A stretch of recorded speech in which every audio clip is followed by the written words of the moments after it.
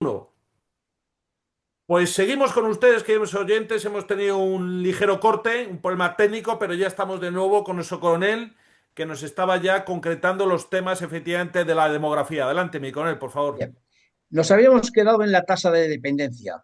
Es el cociente en tanto por ciento entre la población menor de 16 años o mayor de 64 y la población de 16 a 64. Interesa que sea baja. La actual es 53,4. Alcanzaría un máximo del 75,3% en torno a 2052 y descendería paulatinamente a partir de entonces hasta el 73,9 en 2074. El saldo vegetativo negativo durante todo el periodo proyectado. Progresivo aumento de las defunciones, principalmente población nativa española, siempre superior al número de nacimientos. El vegetativo negativo sería superado por el saldo migratorio positivo en la mayor parte de los años del periodo de proyectivo, lo que provocaría en balance un aumento de población, aumento exclusivamente debido a la migración internacional. Situación final. En 2074, la población residente en España alcanzaría los 54,6 millones de personas, de los cuales 33.300.000 nacidos en España y 21.280.000 extranjeros. La población nacida en España disminuiría paulatinamente y pasaría del actual 81,9% del total al 61%, incluyendo un alto porcentaje de mayores de 60 años. La población entre 20 y 64 años del actual 60,9% pasaría al 54,2%, una gran disminución. La población de 65 años y más del actual 20,4% pasaría al 30,3%, un importante aumento muy negativo. La tasa de dependencia del 53,4% pasaría al 73,9%. Importante aumento también muy negativo. Saldo vegetativo negativo en todo el periodo. Más muertes que nacimientos, sin comentarios. Saldo migratorio positivo en todo el periodo. Más inmigrantes que emigrantes, que compensa el negativo saldo vegetativo. Después se realizan dos escenarios, uno más favorable y el menos favorable, que es una horquilla entre el primero que hemos citado de los 54 millones. Y después se establece un escenario, esto está muy bien en la gráfica, yo no sé por qué lo han puesto, una manera de justificación, con saldo migratorio nulo, sin emigración, sin inmigración. Y resulta que en el 74 habría una población de solo 32 millones de personas en España. Impresión personal es una situación provocada por políticas de mantenimiento de niveles demográficos exclusivamente basadas en la inmigración. Hay una ausencia total de apoyo a la natalidad y a la familia nativa española, incluso manifiestamente contrarias. Papel de la mujer, que ha pasado a más laboral, menos maternidad, aborto, políticas de ayuda, subsidios, etcétera. El resultado, una situación demográfica muy complicada con los factores principales muy desfavorables. La población nativa muy envejecida, prácticamente residual en segmentos de población joven. Incógnita, grado de integración de la población de procedencia extranjera. Incógnita, reacción de esa masa de población residente extranjera ante una situación social tan desfavorable. La situación final, una fuerte incertidumbre sobre la viabilidad de la sociedad resultante, pero a partir de 2050. Y esto es todo. Muchísimas gracias. Muchísimas gracias, mi coronel. La verdad es que la primera vez que abordamos en la Pica en Flandes esta cuestión de la demografía, que yo recuerde, y además viene muy al caso y además usted ha dado datos verdaderamente importantísimos. Voy a dar la palabra a nuestro general Fontella para que si quiere realizar algún comentario. Pues muy poco se puede decir después de esta exhaustiva y completa exposición sobre el problema demográfico, ¿no? Pero claro, yo solamente ya puedo decir algo, pues que estas cosas nunca son casuales, ¿eh? Siempre son causales, es un problema de diseño, ¿eh? Porque claro, que es un desplazamiento de la población autóctona por una invasión pacífica. El, que no se quiere que haya una forma de desnaturalizar la nación para que las naciones aparezcan dentro de un concepto global del programa 2030. Y así no solamente el aborto, que son 100.000, más de 100.000 al año, no es que se permita, sino que se estimula, lo cual ya es un buen síntoma, ¿no? Y después también la emigración. ¿Cómo vamos a fomentar la emigración legal e ilegal cuando hay 4 millones de españoles parados? Luego no necesitamos trabajadores, nos sobran trabajadores. Pues, o una de dos, o no hay puestos para ellos para trabajar, o estamos haciendo el primo pan y circo, dándolo de comer sin trabajar. Luego esto es es un diseño para desnaturalizar el concepto de nación. Nada más. Totalmente de acuerdo, mi general. Vamos con don Fernando Platón. Adelante, por favor, don Fernando. Bueno, quizá antes, lo primero, añadir un tema en lo que has dicho, que te sorprendía que nacieran más niños que niñas. Pues es un fenómeno biológico, sucede siempre. Y además se llama masculinidad al nacimiento y lo puedes ver en el INE, que tiene las tablas. Desde el año 75, pues más o menos se mueve normalmente entre el 105 y el 107% de niños frente a niñas, con algún año extremo que, como por ejemplo el año, parece que era en 1980, no, no, 1980, 81, que dio 109,16% de niños frente a 100 niñas.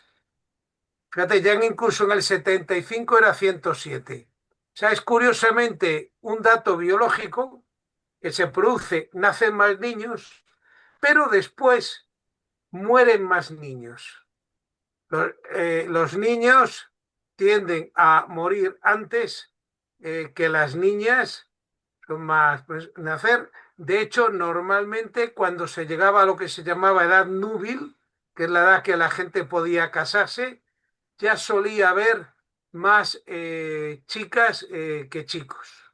O sea, ya se solía equilibrar y después ya por la mayor supervivencia de la mujer había más mujeres. ¿Y qué efecto está teniendo esto? Pues que estamos perdiendo España.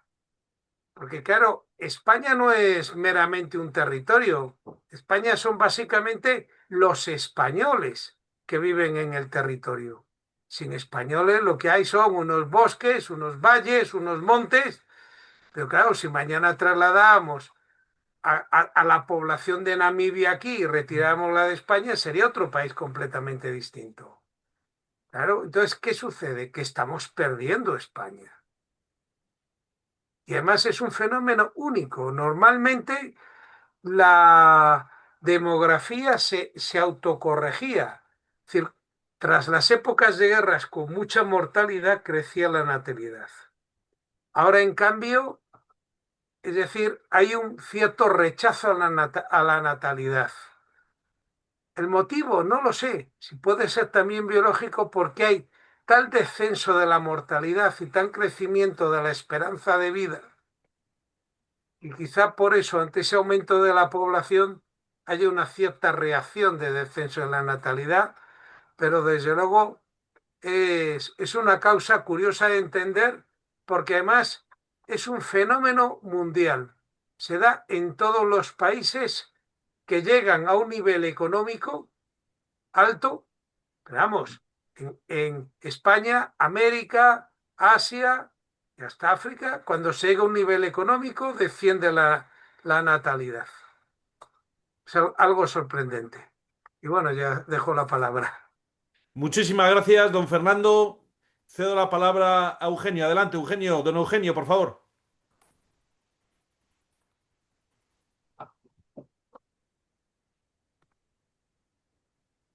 El audio, por El favor. audio, el audio, lo tienes cortado.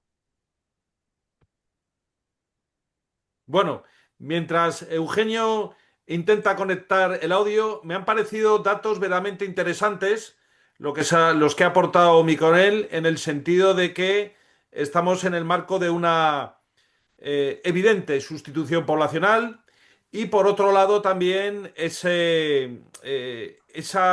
migración española. Esto es un proceso que se está produciendo entre muchos jóvenes universitarios, sobre todo los mejor preparados. Yo lo sé por testimonios directos de padres de alumnos que han estudiado, por ejemplo, medicina y los mejores médicos españoles se están yendo, porque en España las condiciones de la medicina cada vez se están poniendo peor, porque esto está saturado, se paga evidentemente pues muy mal y eso genera lógicamente una situación difícil. Creo que ya Eugenio puede hablar. Adelante, Eugenio, por favor. ¿No?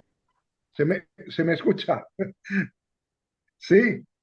Bueno, yo Sí, es que no sé lo que he hecho, pero que no puedo verme yo. O sea, que no sé, algo he hecho que no está bien hecho. O sea, que no puedo. No, simplemente, bueno, yo aportar dos elementos.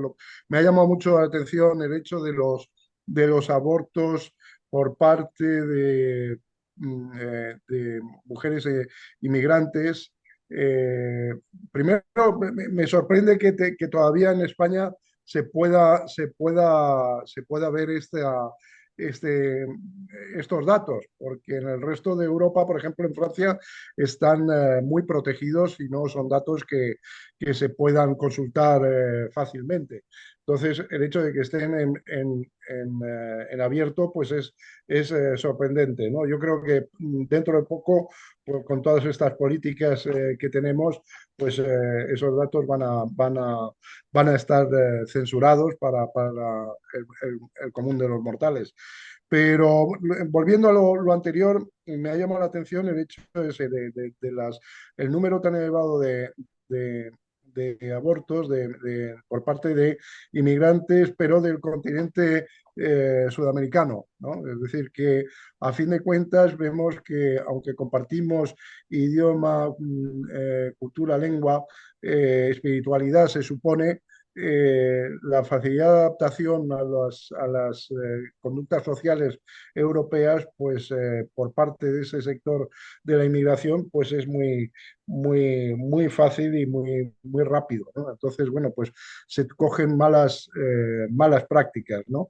No, sin embargo, con poblaciones inmigrantes que tienen un fuerte arraigo espiritual, que son en todo caso las poblaciones magrebís, que esas mantienen pues una serie de valores y principios que están pues guiados o fundamentados en la práctica religiosa, ¿no? Entonces, bueno, pues evidentemente, yo creo que el factor de la, de la religiosidad de la población, que también está en descenso, pues está en correlación con el número también bueno, pues no solamente de abortos, pero también con el hecho de que bueno, pues la práctica de la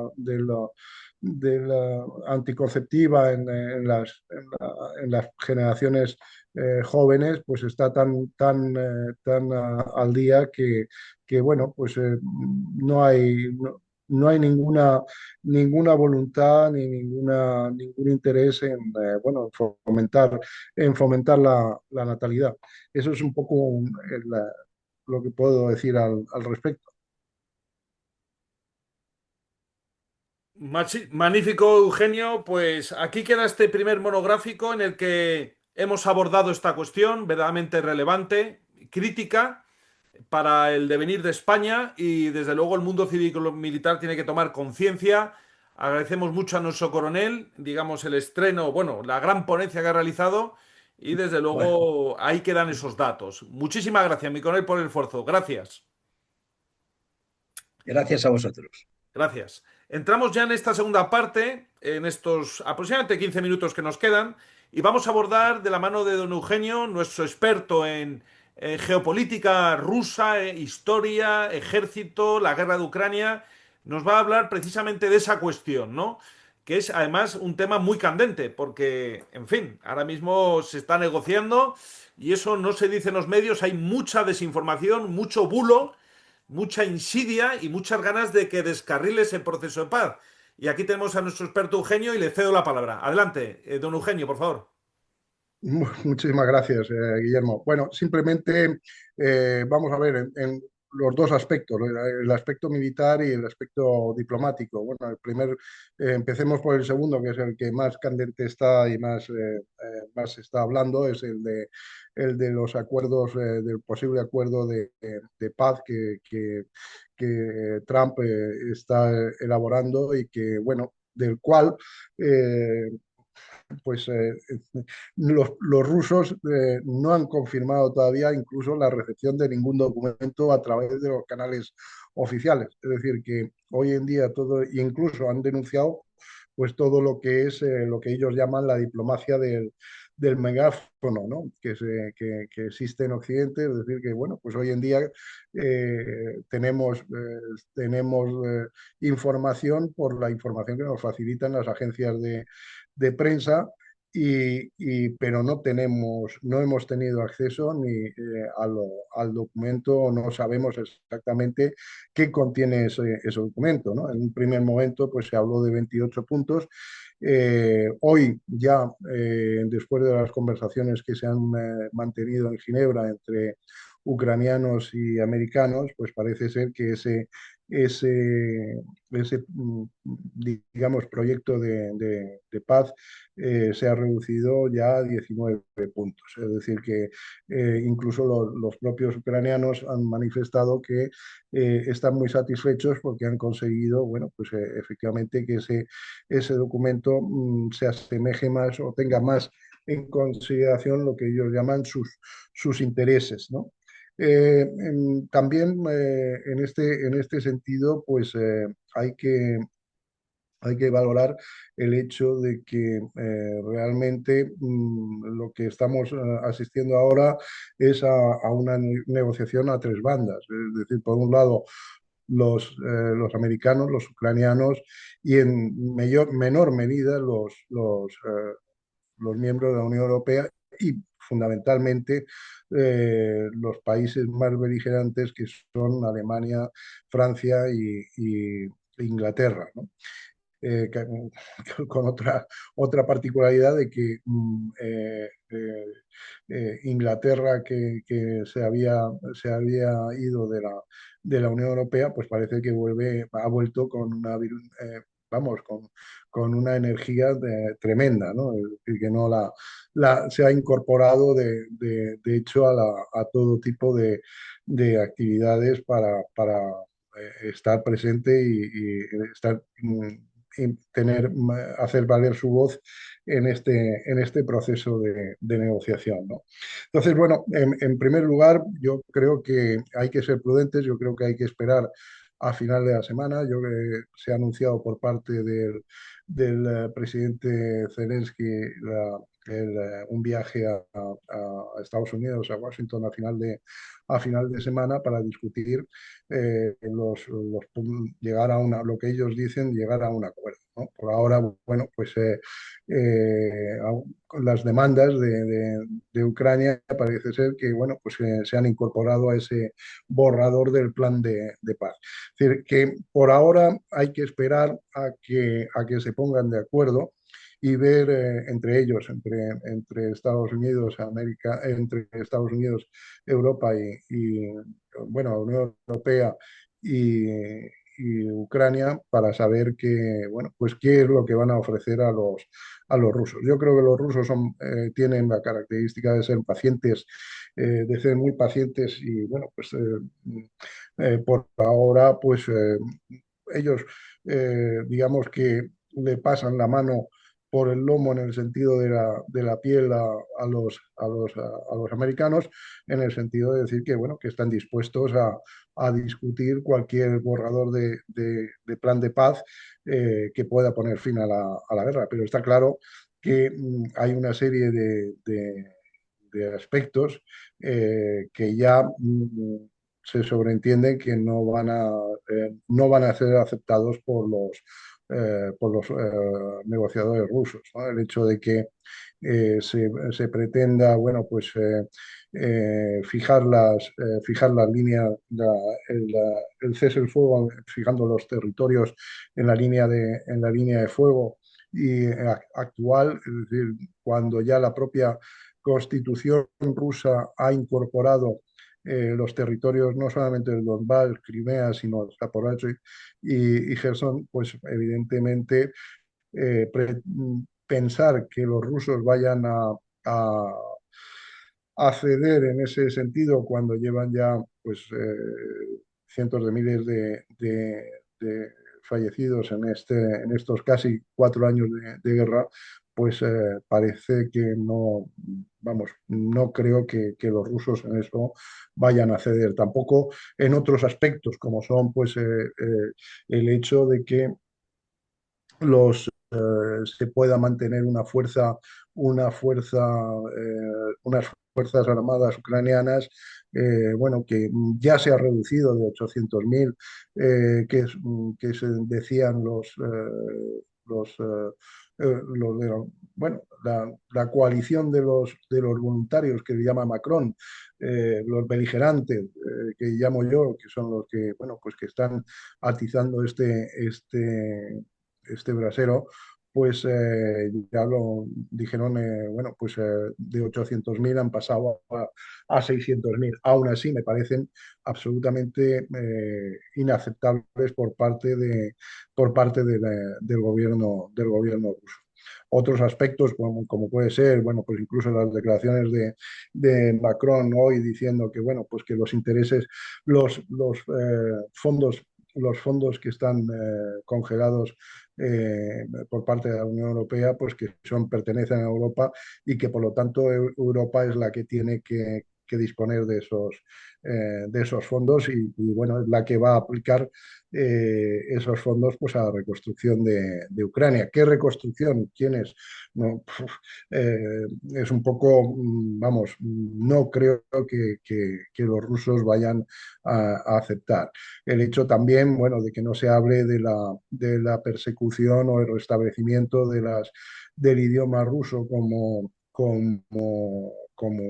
idioma cooficial, como estaba en la anterior la reforma, antes de reformarse la Constitución, pues también, y la persecución a la Iglesia canónica, del patriarcado de Moscú, pues también son aspectos que los rusos no van a ceder en ese sentido. Yo creo que en este momento Zelensky está en una situación crítica, está en juego su vida, es decir, él sabe perfectamente que haga lo que haga, en este momento las cosas pueden ir muy mal para él, porque tiene una rebelión ya declarada en la en el propio seno de las fuerzas políticas que controlan la Rada en Ucrania, en Kiev, bueno, que ya han manifestado que cualquier cesión de territorio,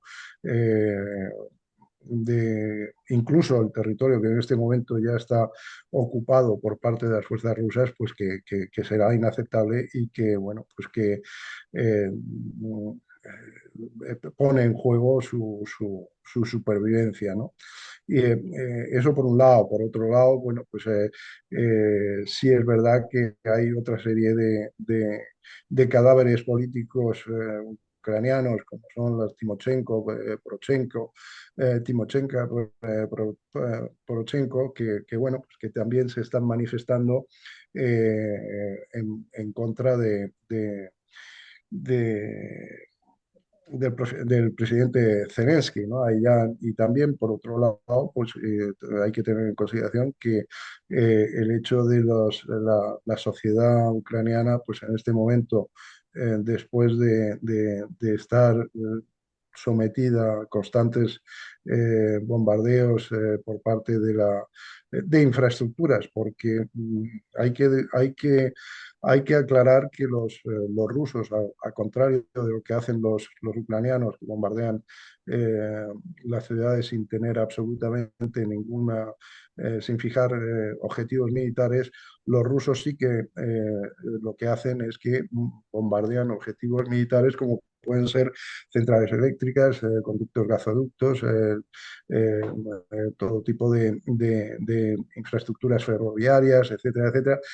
Y aquí hay un aspecto que es muy, muy, muy, como diría, muy particular, y es que la exactitud de esos, de alcanzar esos objetivos viene no porque exista una inteligencia por parte de Rusia muy desarrollada y un control de de las zonas, sino también por una resistencia que es la que facilita las coordenadas y facilita la información a las fuerzas rusas para realizar esos bombardeos con tanta exactitud. Si nos damos cuenta y vemos las noticias que hay, el número de bajas, porque siempre hay bajas en este tipo de acciones, pero no suelen ser numerosas, al contrario, son pocas y eso se debe a que son objetivos que han sido bien estudiados y que han sido tratados por eh, las fuerzas armadas rusas. Entonces, en ese sentido, la situación en este momento yo creo que no hay que hacer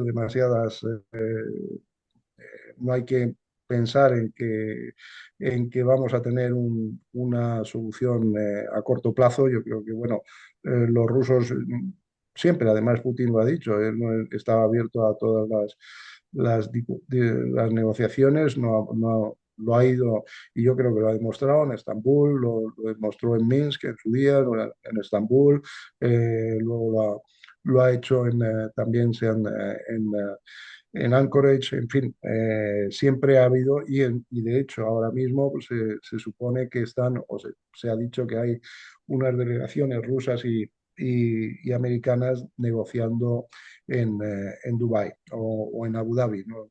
Creo que en Abu Dhabi. Entonces, bueno, por ahora todo son conjeturas, no sabemos exactamente cuáles son los puntos que se van a incorporar a ese borrador de tratado de paz y lo que sí es que lo que ha trascendido desde mi punto de vista hay muchos aspectos que no pueden ser aceptados, no pueden ser porque también el presidente Putin se encontraría con una protesta social muy considerable, porque los rusos entienden que este conflicto tiene que acabarse, pero tiene que acabarse según los intereses de Rusia, no los intereses de terceros. Y ese es además tiene una presión en este momento muy considerable en ese sentido, en el sentido de acabar la guerra, pero no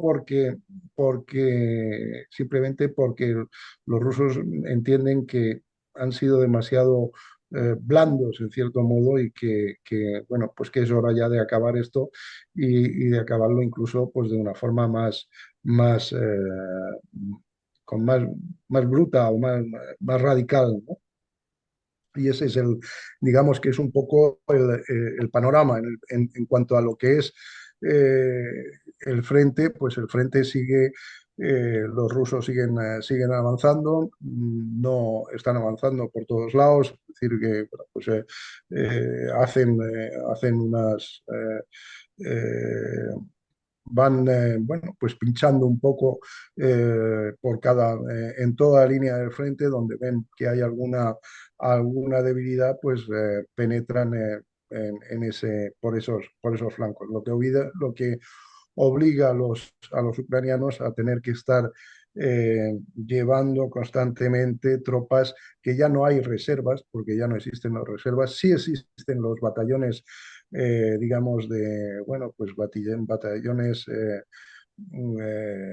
que son el famoso Azov, bueno, batallones, digamos, de fuerzas especiales, pero que no intervienen de una forma muy, muy particular, porque en cuanto ven que hay algún tipo que no tienen superioridad, que no pueden obtener superioridad en ese punto, lo que hacen es retirarse.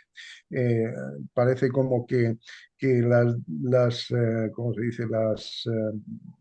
Las órdenes, digamos, políticas es de que no, de conservar esa fuerza para utilizarla si es necesario para otros aspectos que no son el puro enfrentamiento con las Fuerzas Armadas rusas, ¿no? Entonces, bueno, pues es lo que se llama la, en su día, bueno, la doctrina Brusilov que se puso, que fue del general que mandaba las tropas del ejército imperial en 1916 en el frente austríaco. Y bueno, pues es esa un poco la táctica que tiene el ejército ruso. El ejército ruso no realiza enfrentamientos frontales, sino que, bueno, rodea y evita el enfrentamiento frontal. Y lo que sí es que previo a cualquier asalto que hace de las posiciones, lo que hace es que, bueno, pues eh, lo- los, hay un bombardeo tanto aéreo como por parte de artillería muy elevado, y también los drones. Los drones que, por cierto, han tenido o tienen en este momento un protagonismo fundamental, vamos, tremendo, que es, bueno, pues el hecho de que se utilizan no solamente como elemento de observación, sino que también, bueno, pues, y además observación para luego dirigir, pues, tanto la artillería como el resto de drones que se utilizan como elemento de artillería, porque son los famosos FAP, que son, bueno, pues que llevan una carga y que, bueno, pues son los que se lanzan sobre las trincheras para previamente tratar esas zonas que luego son asaltadas por unidades muy pequeñitas, porque son unidades muy pequeñitas. Eugenio, perdona, nos quedan 30 segundos para luego dejar un pequeño turno de palabra a los Pues, contertulios, por pues favor. simplemente eso, simplemente decir bueno, pues que los rusos siguen avanzando de forma muy, muy lenta, pero ocupando todo y siempre restableciendo la línea de frente de forma que sea un frente uniforme. Es decir, no hay unas progresiones en profundidad grandes, sino simplemente, bueno, pues en cuanto ocupan una serie una zona, inmediatamente la refuerzan y alinean el resto del frente. Nada más. Magnífico, muchísimas gracias, don Eugenio. Es estupendo. Nos quedan apenas un par de minutos. Vamos a darle primero la palabra a don Fernando, que prácticamente no ha hablado nada en el programa. Don Fernando, un brevísimo análisis, por favor, sobre esta cuestión. Pues muy breve. Los rusos han demostrado que han ido aprendiendo durante la guerra, han ido mejorando sus tácticas y progresivamente están creciendo en el territorio ucraniano que ocupan, buscando el objetivo que tienen de ocupar el Donetsk y últimamente, en los últimos meses, avanzando en Zaporilla. Con lo cual, a lo que decía Eugenio, de que de esos territorios que han incorporado a su constitución, pues que se incorporen bien o alargando la guerra o en el acuerdo de paz. En eso les daría igual. Tengo más dudas con la parte de Gerson que está al otro lado del Dnieper. Pero desde luego la parte al este del Dnieper, por supuesto. Y nada más. Muchísimas gracias, don Fernando, por la síntesis. Miconel, cierra usted el programa, por favor. Bueno, Un minutito.